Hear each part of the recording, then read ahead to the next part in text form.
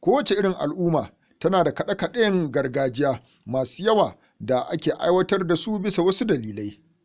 Kiɗan gangi na ɗaya daga cikin ire-iren waɗannan kaɗe-kaɗen gargajiya a ƙasar Hausa. Duk da kasancewar kaɗe-kaɗen gargajiya suna ta dakushewa a wannan zamani in aka yi la'akari da yadda kaɗe-kaɗen zamani suke ta ƙara bunƙasa. Mun yi kacibis da wani makaɗin gangi a garin Ikara mai suna Audu Haruna Jeli tudun wadan ɗanka jihar Kano, wanda ya yi mana ƙarin haske kan sana'ar tasa da kuma yadda ya ɗauke ta. Wannan shine gangi. Gangi. Gangi. Kayan kiɗan manoma da sarakai. Kayan kiɗan manoma da sarakai. Da sarakai da 'yan kasuwa da malamai. To kai ka gaji wannan sana'ar ne koko dai? Na gaji. To ka kai shekara nawa kana yin wannan sana'a?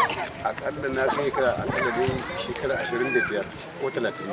Domin ma tafiya tare da yayana ne shi ya koya ba. Shi kuma yayana ya koya mun da koya yara na kusa da su masu iya. Mun gan ka Ikara, kakan yawo ne domin aiwatar da wannan kiɗa a wurare daban-daban kuka? Nakan yawo, nakan gaisa sarakai da malamai da 'yan kasuwa da manoma.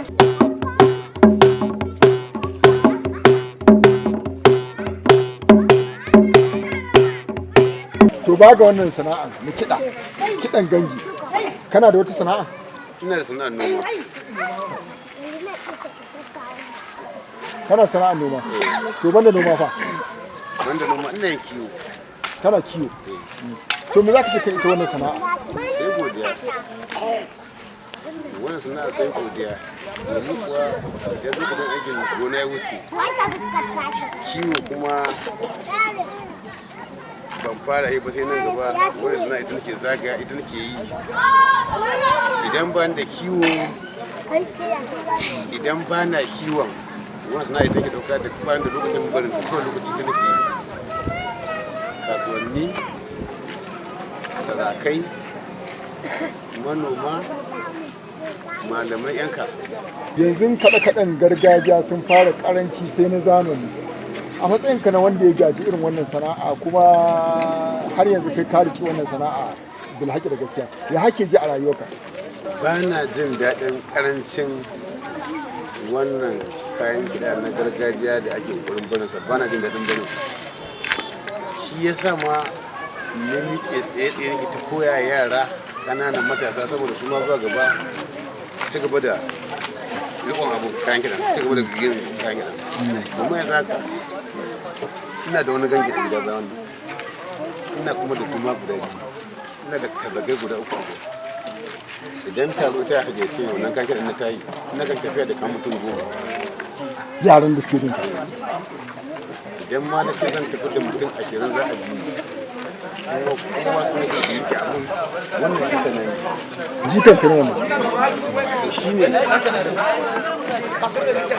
ice shi ma so ike shi ma ya ci gaba da wannan sana'a ta kayan kiɗan gargajiya. Kuma shi ma ba ya san barin sa, sai mu haka nuna shi. Saboda bai dace a ce an nemi kaya na gargajiya a ƙasa an rasa ba ma san a cikin rasa.